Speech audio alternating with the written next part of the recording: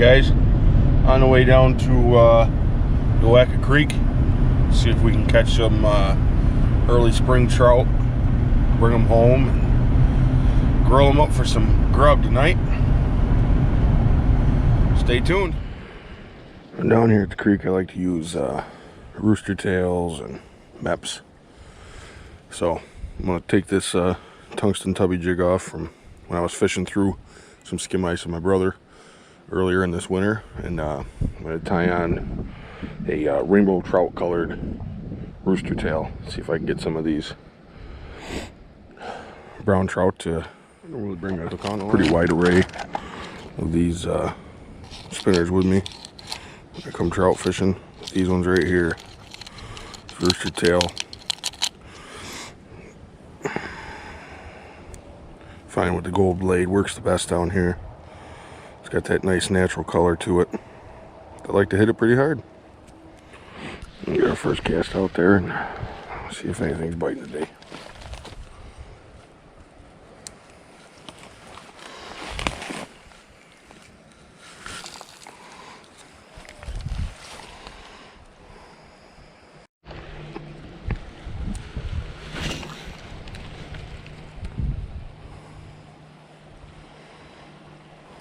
Yeah, I'm using an ultralight Zebco today. Jointed pole with the Sedona 1500 FB reel. Nothing much, just throw in the truck setup and bring to me when I find a body of water, stream or creek I want to get my line wet with. Oh, I had a knot in the reel, had to snap off and I ended up retying. Good tip when you come fishing, always bring your own fishing line back with you. If you don't leave it on the shore, because Mother Nature don't deserve that. You get the chance to come out here and use all this beautiful land and waterways to your advantage for your enjoyment. Just don't don't leave trash on the banks. Puts a bad name out there for us fishermen, and it really does harm the environment. So just a quick tip. So again, find ourselves moving a little bit further down creek, see if we can find a spot where these browns are laying. Still broke off from that last spot. I'm going to switch up from this brown trout colored rooster tail. Probably going to switch into just a single hook, the jig head and a white Mr. Twister on it. They hit it really good last spring, so I'll switch just to something like that. And normally what I do is I'll just tie a standard knot on it, and these fish that I'm catching in this stream aren't particularly large.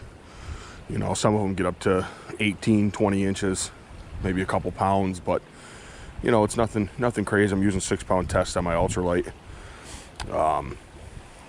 Yeah, so I'm gonna get this sucker tied up and throw it on out there and do some jigging action cross stream, and see if we can get anything to hit it hard and stay on. Try a different one.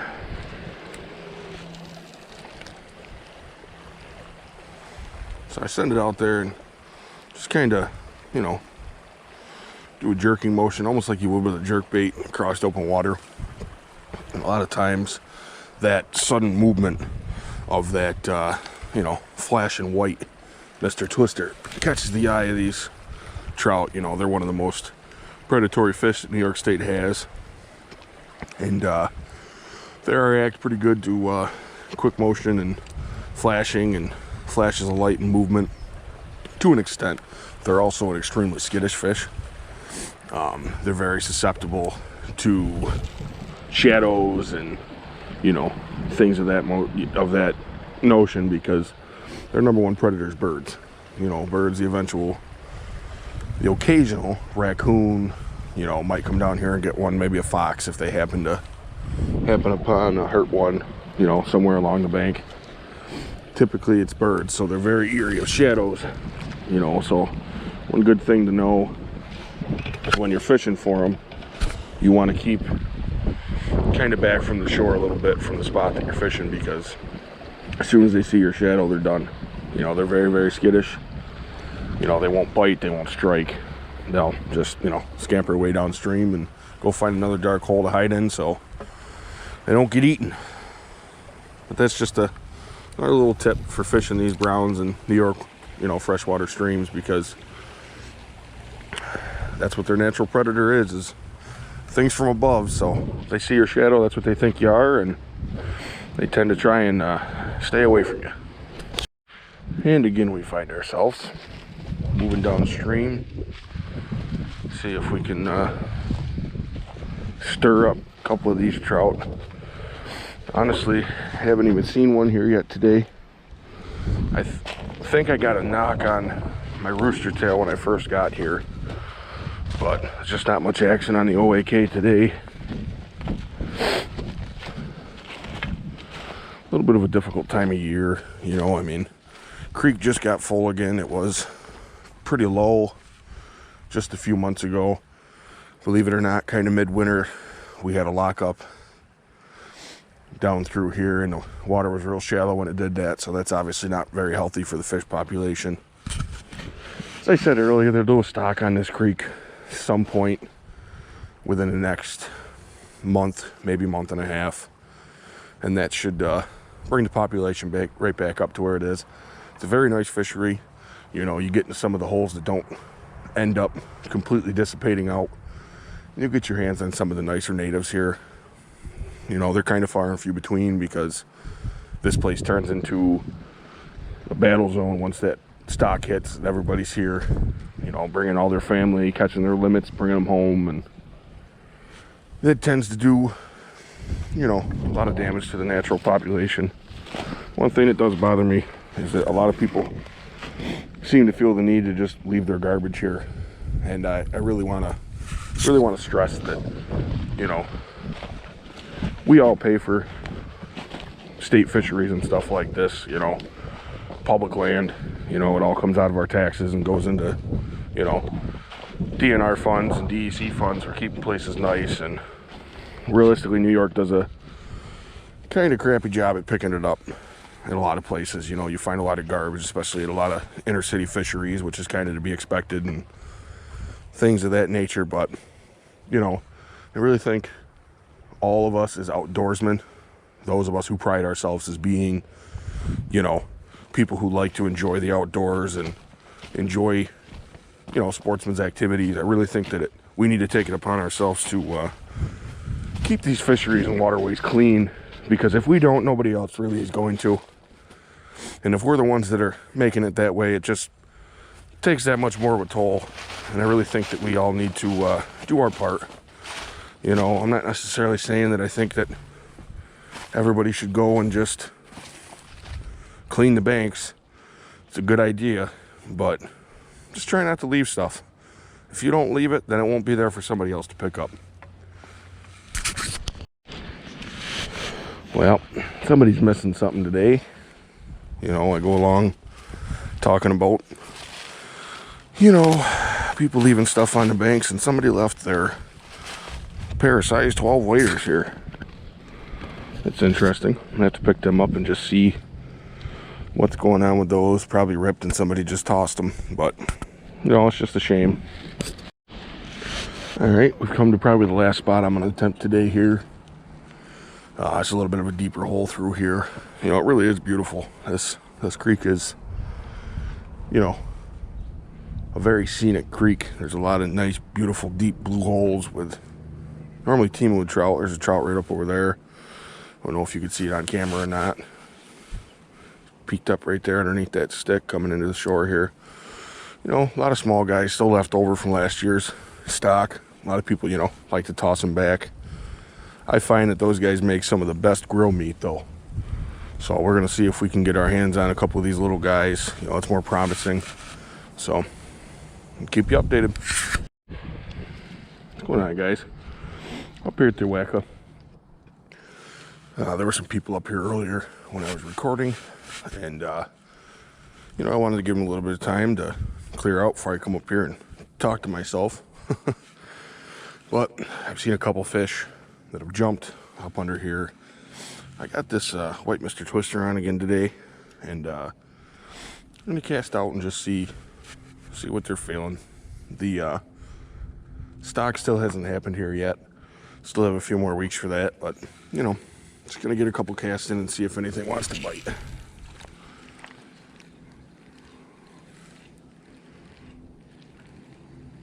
Oh, there you go, jumping again.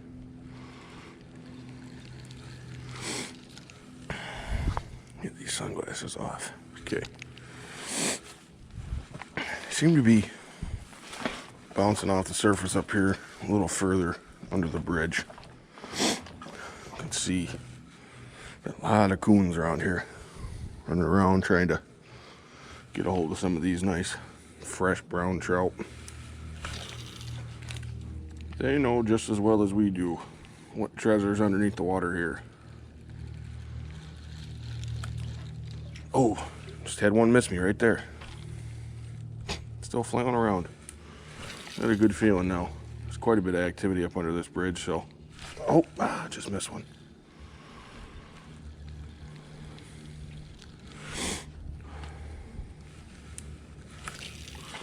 Oh, that one just come out of the water after it.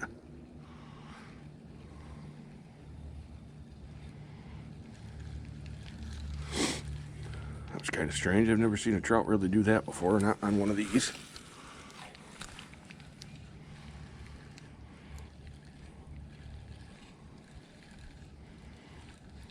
Oh, just missed another one. Late timing. Got to knock the rust off. Been a long winter. Sitting home, not being able to fish. I did a little bit of ice fishing, didn't have too much luck. Oh, there's a couple of them right there volleying for it. Nice. Clear out this here muck monster. I feel I might be able to bring one in and show them to you. Oh.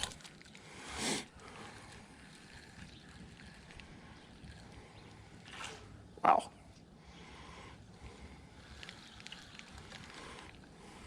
Like I said, I've said in the past, I like to use smaller size bait down here, you know.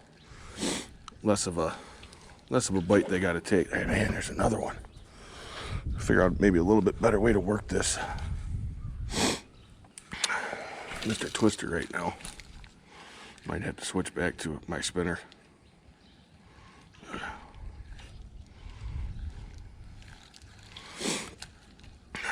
It's a little slower here under the bridge because the creek gets wider. So you find yourself really, oh, there's a good one. Nice. Oh, that thing's got beautiful color on it. Oh, that's a very nice trout. Oh yeah, that's gonna go home with me today, and that's gonna be dinner. That is a beautiful, check that out. That is a beaut. Very nice trout. He's over 12 for sure. Very, very nice. Sorry about that. Yeah, he just hit that, come up and hit that white rooster tail. You know, some of these trout, like I said, some of them are larger in here. They do stock some of these bigger guys. And they will hit, you know, bigger 1.5-inch, 2-inch bait like this. A lot of the smaller guys like to go after the 1-inch. So I prefer to fish with that, but sometimes you get lucky. Get some of the bigger ones with the bigger baits. I'm gonna get him on the stringer here and get back with you guys, see if I can get a couple more for dinner. Now, trout are extremely fragile fish. They're one of the most predatory fish in New York State, but they're also extremely fragile.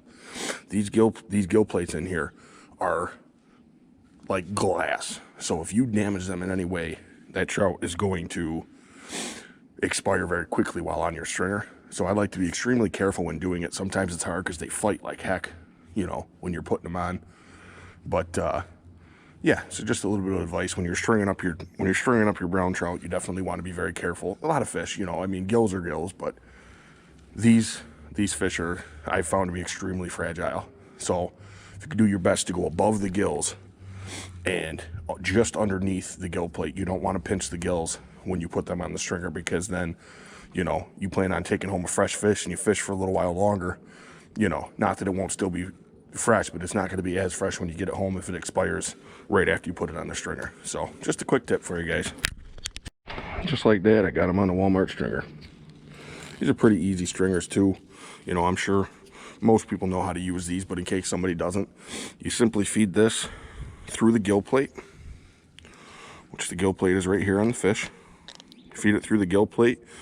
These red things are their gills, obviously. You want to feed it above those gills, right through the mouth of the fish here. And then you bring it through, such as this. You feed your needle through your hole here, and that hole will slide right down and lock in the stringer, and your fish won't get off that. There's no way for him to get off that unless he is a Houdini fish, but we don't really have them here in New York. All right, ladies and gents, after we got our first catch on the stringer up here, I'm going to cast back out again with this rooster tail. Sorry, not rooster tail. I'm going to cast back out with this Mr. Twister for a little bit, see if I can't get a couple more. If I can't get them to really latch on, I did miss a few with this one. I caught that one, but I did miss a few in my first couple casts. I might switch to my rooster tail. Maybe I'll switch to white, you know, give the same presentation almost, not as much as the, you know, that tail effect right there that this Mr. Twister has. We replaced a lot by the spoon, the flashing of the spoon. So I'm not too worried about switching baits and not getting bites. And I will definitely switch to a smaller rooster tail. Like I said, this is a lot for some of these fish in here to grab onto, but the bigger ones don't have an issue, so that's good. Oh, this one was a horrible cast. I still had a bite. Yeah, you'll have to excuse some of the traffic noise. As you can tell, I'm obviously under a bridge right now, and a pretty heavily traveled bridge, so sorry about that. These fish are real close to this bank today. I've been seeing a lot of flashing action right up by the shore. I don't know if they're grabbing onto bugs or what exactly it is they're doing. All right, ladies and gents, after we got our first catch on the stringer up here, I'm going to cast back out again with this rooster tail. Sorry, not rooster tail. I'm going to cast back out with this Mr. Twister for a little bit, see if I can't get a couple more. If I can't get them to really latch on, I did miss a few with this one. I caught that one, but I did miss a few in my first couple casts.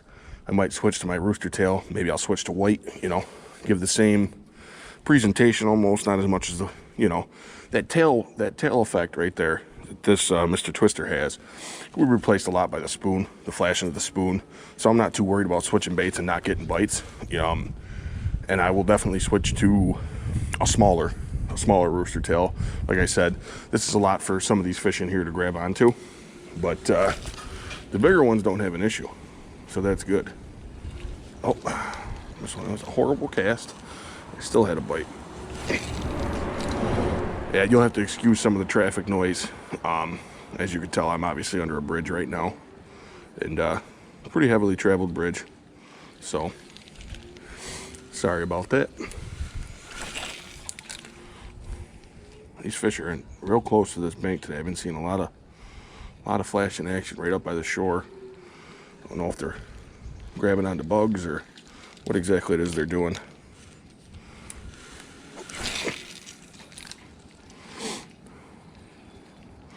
You know, with this Mr. Twister, I like to cast on out there and give that little bit of a jerking motion. You know, it really flutters that tail. This creek, certain parts of this creek, as I was explaining before, are very shallow. There's not much fast moving water.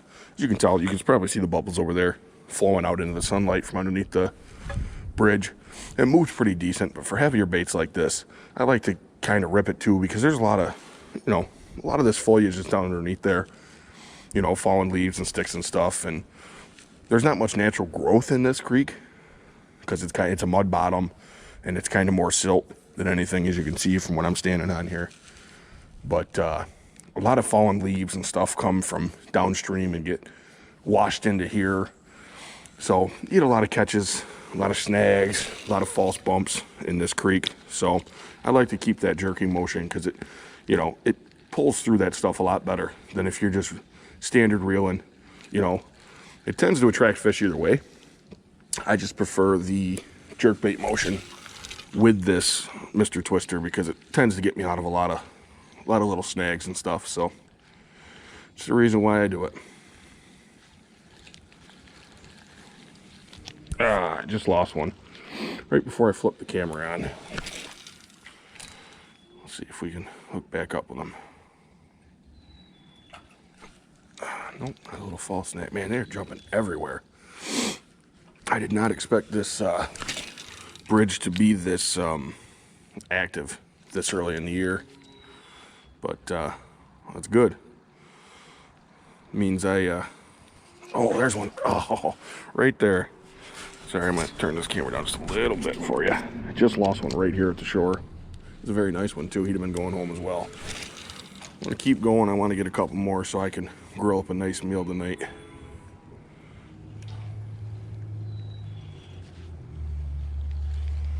Oh, see that right there? Followed it right in. Man, this is awesome. This is the most activity I've seen here in a while. You know, like I said, we just getting out of winter now. Still pretty cold out. It's only 31 degrees out right now. You know, mid-March. That's what I mean by the bigger baits. A lot of times are too much for them to grab onto properly. They'll come up because trout do have a little bit of a smaller mouth, you know, almost like a salmon. They'll come up and they'll just grab this tail and they'll rip on the tail, and obviously can't catch them on the tail. They have sharp teeth, but they don't hold on good enough for you to get them on shore before. They're extremely smart fish, so they're not going to hold on for you at all. There's one. Nice. Yep, it's another one over 12. So he's going to go home as well.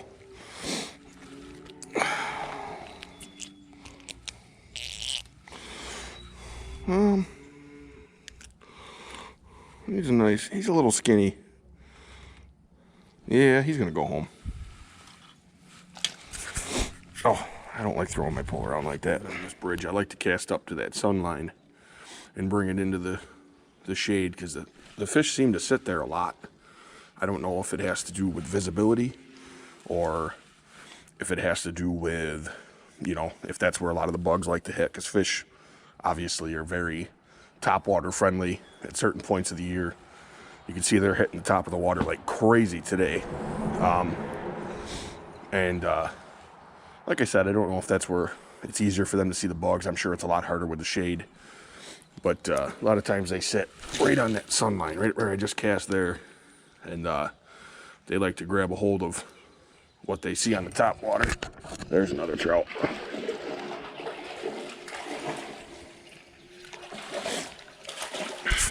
Oh yeah, that's a fat boy. He's gonna go home for sure.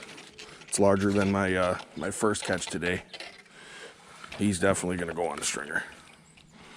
He's got a very healthy frame on him. Beautiful trout. Hey, they do love this. I'm telling you, they do love this. You wouldn't think so.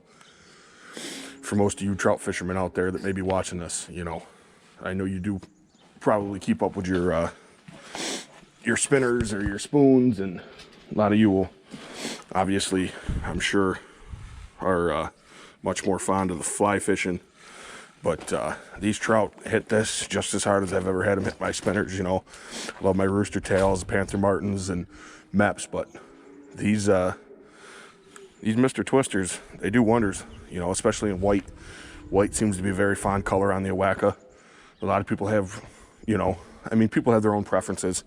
I just seem to do very well with the white coloration of a lot of these baits. So yeah, but he's gonna go on the stringer with my other guy here, number 2. Probably catch a couple more and go home and do you know, a little cooking tutorial for you guys.